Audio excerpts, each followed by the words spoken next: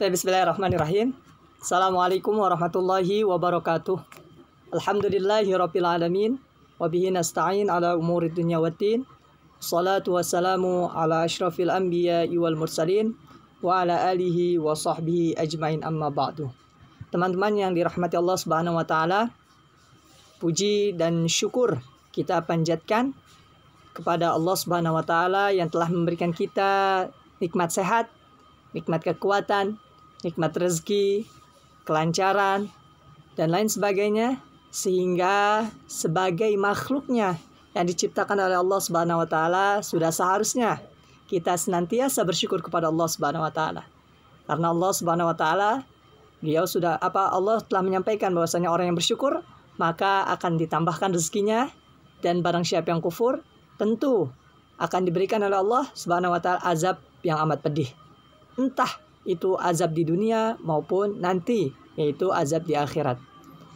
Salawat dan salamnya tak lupa kita sanjungkan dan kita curahkan kepada baginda alam. Beliau masih keturunan Nabi Adam. Tentu beliau bukanlah orang awam. Beliau adalah orang yang berpengetahuan luas serta memiliki budi pekerti yang baik, yang bernama Nabi Muhammad SAW. Allahumma salli wa sallim wa barik alaih. Teman-teman yang dirahmati dan dicintai oleh Allah Subhanahu wa taala, seperti biasa, sebelum kita memulai pembelajaran pada pagi hari ini, yang insya Allah berkah karena tepat pada Sayyidul Ayyam, yaitu hari seutama-utamanya hari dalam seminggu, yaitu di hari Jumat. Oleh karenanya, mari kita senantiasa berdoa kepada Allah Subhanahu wa taala agar diberikan kemudahan, pemahaman yang lebih, serta kecerdasan. Seperti itu, tentu itu semua merupakan harapan kita semua sebagai seorang pelajar. Baik, marilah kita buka dengan baca ayat Bismillahirrahmanirrahim. Bismillahirrahmanirrahim. Teman-teman yang dirahmati dan dicintai oleh Allah Subhanahu wa taala, di pertemuan sebelumnya, yaitu di halaman 29, kita sudah berbicara seputar bagaimana kepribadian atau sifat yang dimiliki oleh Khalifah Ali bin Abi Thalib, yang mana beliau memiliki beberapa gelar yang diberikan langsung oleh Rasulullah SAW. Karena mengapa? Karena salah satunya karena pengetahuannya beliau, sehingga dikatakan babul ilmi, yaitu gerbangnya ilmu. Ya, karena keberaniannya, ya bahkan tidak jarang beliau menjadi pemimpin pasukan seperti itu. Dan Khalifah Ali bin Abi Thalib juga termasuk ke orang-orang as-sabiqun al-awwalun, yang mana termasuk ke golongan orang-orang yang pertama kali masuk Islam dari golongan anak-anak. Seperti itu, dari kalangan anak-anak. Baik, kita lanjut ke materi setelahnya, yaitu kita akan membahas, kemarin latihan sudah kalian di halaman ke-31, dan insya Allah hari ini kita akan berbicara seputar peran atau adanya apa yang dilakukan oleh Khalifah Ali bin Abi Thalib setelah masuk Islam. Tentu kita ketahui di pertemuan sebelumnya, yaitu bahwasanya Khalifah Ali masuk Islam dari kecil. Karena mengapa? Karena Khalifah Ali ketika kecil itu diasuh oleh Rasulullah SAW, sehingga berpengetahuan yang luas, berbudi pekerti yang baik, sehingga ketika Rasulullah mengajarkan agama Islam mudah diterima oleh Khalifah Ali bin Abi Thalib, sehingga Ali yang masih kecil itu segera menyatakan diri untuk masuk Islam. Adapun peran Ali bin Abi Thalib setelah masuk agama Islam, ya, yang pertama yaitu keberanian beliau, yaitu keberanian Khalifah Ali bin Abi Thalib dalam menyatakan sikap. Di dalam buku ini atau yang tertulis yang kalian bisa lihat di slide, bahwasanya Khalifah Ali bin Abi Thalib pernah diketahui sebuah kegiatan keagamaan oleh ayahnya, yaitu Abu Thalib. Dan saat itu beliau bertanya kepada Nabi Muhammad SAW sendiri maupun kepada Khalifah Ali. Kemudian Khalifah Ali bin Abi Thalib mengatakan bahwasanya mengatakan kepada ayahnya, yaitu Abu Thalib, yang bertanya kepada anaknya, yaitu Ali, yang mengatakan, "Wahai Ali, agama apa yang kamu peluk itu?" Ya, ayahnya Ali itu bertanya kepada Ali bin Abi Thalib. Kemudian Khalifah Ali bin Abi Thalib menjawab pertanyaan ayahnya dengan sopan, dengan sikap yang lemah lembut, tidak membentak-bentak dan lain sebagainya. Beliau mengatakan dengan gagah beraninya mengatakan bahwasanya ayahku, sesungguhnya aku telah beriman kepada Allah Subhanahu wa taala dan Rasul-Nya. Dan aku pun meyakini bahwasanya sepenuhnya segala apa-apa yang disampaikan oleh Nabi Muhammad SAW benar adanya. Seperti itu.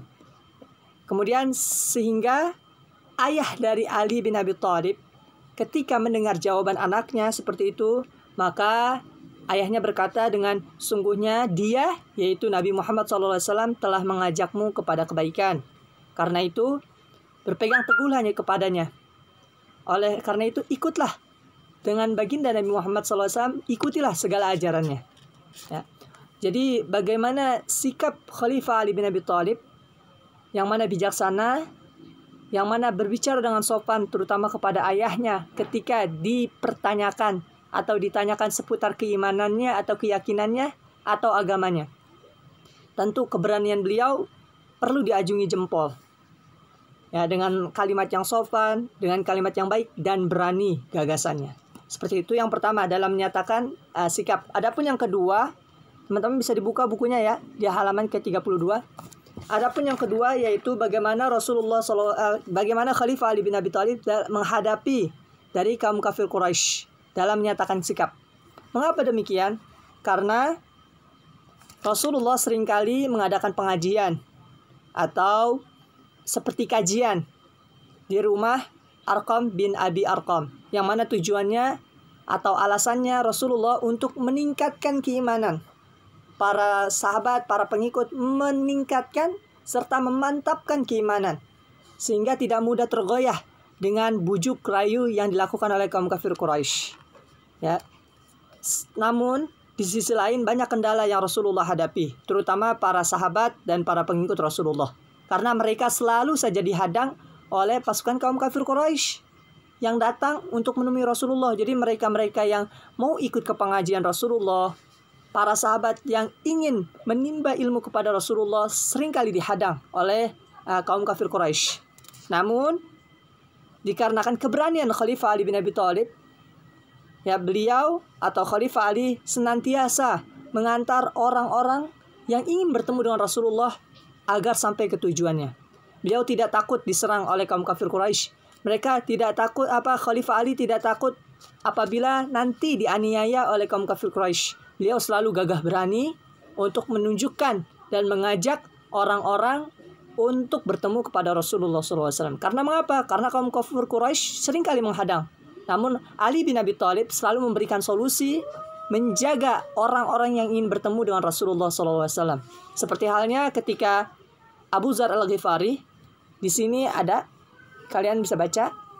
Ya, di paragraf ini bahwasanya Abu Dzar Al-Ghifari ini hampir beberapa hari di kota Mekah, yang mana tujuannya ingin bertemu dengan Rasulullah SAW. Namun tidak bertemu karena terkadang dihadang atau terkadang sehingga sulit untuk bertemu dengan Rasulullah SAW. Akhirnya Khalifah Ali bin Abi Thalib, beliau yang mengajak atau beliau yang berani menanyakan akan perihal kedatangannya. Sehingga setelah Abu Dzar Al-Ghifari ini menjawab tujuannya datang ke kota Mekah untuk bertemu Rasulullah, maka Khalifah Ali dengan senang hati beliau mengantarkannya kepada Rasulullah SAW. Setelah beberapa hari, Abu Dzar ini tidak sampai ke tujuannya, karena bisa jadi karena ditutupi oleh kaum kafir Quraisy, karena dihadang oleh kaum kafir Quraisy dan lain sebagainya. Oleh karenanya, jadi ada dua sikap yang dimiliki oleh keberanian yang dimiliki oleh Khalifah Ali. Ini yang hanya kita ceritakan atau yang tertulis, yaitu bagaimana beliau bersikap, yaitu beliau sopan dan bijaksana dalam berucap, dan yang kedua beliau berani dalam menanggapi pasukan kaum kafir Quraisy ketika itu yang selalu menghadang Rasulullah SAW dalam berdakwah. Adapun selanjutnya yaitu seputar Khalifah Ali bin Abi Thalib diangkat menjadi khalifah. Tentu khalifah ada 4. Yang pertama Abu Bakar As-Siddiq. Setelah Abu Bakar As-Siddiq wafat, dilanjuti oleh Khalifah Umar ibn Khattab. Setelah Khalifah Umar bin Khattab ini wafat juga, dilanjutkan oleh Khalifah Utsman ibn Affan. Dan tak lama setelah Khalifah Utsman bin Affan wafat atau meninggal, maka dilanjuti atau diteruskan oleh Khalifah Ali bin Abi Thalib. Namun sebelum itu Khalifah Ali bin Abi Thalib menolak untuk diangkat menjadi khalifah. Mengapa? Mengapa demikian? Dikarenakan beliau menolak karena ada yang lebih senioritas, yang mana masih banyak para sahabat yang sebelumnya telah berjuang dan selalu membantu Rasulullah SAW. Salah satunya dalam perang Badar. Ketika itu kan Khalifah Ali masih terbilang belum senioritas, ya, masih biasa, masih termasuk golongan anak-anak muda, baru meranjak ke dewasa. Sehingga Khalifah Ali merasa bahwasanya lebih tepat sasaran yaitu kepada mereka-mereka yang telah berjuang benar-benar bersama Rasulullah SAW, yaitu mereka yang berjuang dalam perang Badar. Salah satunya seperti siapa? Di sini tercatat Zubair bin Awam. Kemudian yang kedua yang kakak tandai, Zubair bin Awam. Kemudian ada Thalha bin Ubaidillah dan Sa'ad bin Abi Waqqas. Inilah orang-orang hebat juga yang senantiasa berjuang bersama Rasulullah SAW, sehingga Khalifah Ali merasa bahwasanya mereka lah orang-orang yang lebih tepat untuk diangkat menjadi khalifah selanjutnya. Seperti itu. Akan tapi setelah mendengar hal itu, segera kaum muslimin mereka untuk mendatangi Zubair bin Awam, kemudian mendatangi Thalha bin Ubaidillah, mendatangi siapa? Sa'ad bin Abi Waqqas. Sedangkan Sa'ad bin Abi Waqqas di sini disampaikan bahwasanya tertulis sedang berada di luar kota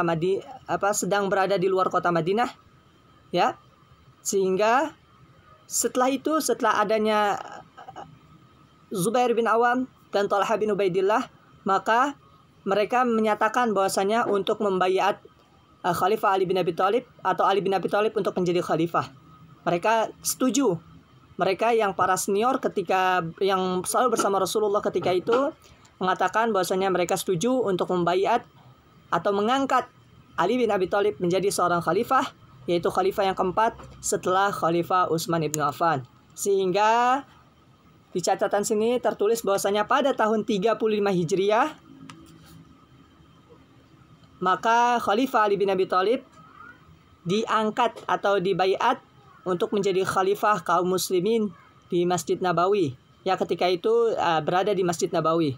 Akhirnya tentu kaum muslimin memiliki harapan yang tinggi kepada Khalifah Ali bin Abi Thalib untuk menyelesaikan berbagai masalah yang ada yang sedang muncul di zaman itu atau pada saat itu. Apa sih Kak masalah utamanya? Masalah utamanya yaitu dikarenakan saat itu banyak kelompok-kelompok pemberontak yang sedang berkeliaran di kota Madinah. Kelompok-kelompok pemberontak inilah yang membunuh Khalifah Utsman ibn Affan, yaitu khalifah ketiga.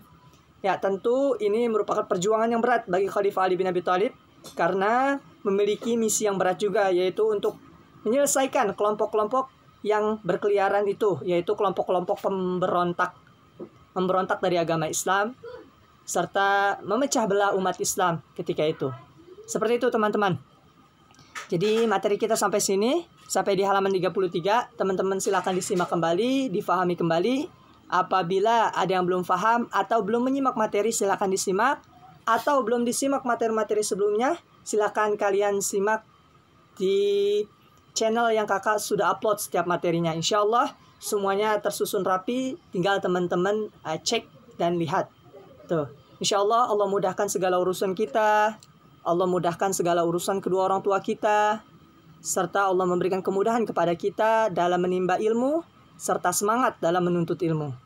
Seperti itu. Kurang lebihnya kakak mohon maaf apabila ada kesalahan dan kata-kata yang kurang tepat, karena kesalahan itu datang dari kakak pribadi dan kebenaran datang dari Allah Subhanahu wa Ta'ala dan disampaikan melalui lisan kakak. Seperti itu. Marilah kita tutup dengan baca ayat Alhamdulillahirabbil alamin. Alhamdulillahirabbil alamin. Subhanallah wa bihamdika asyhadu an la ilaha illa anta astaghfiruka wa atubu ilaih. Assalamualaikum warahmatullahi wabarakatuh. Makasih.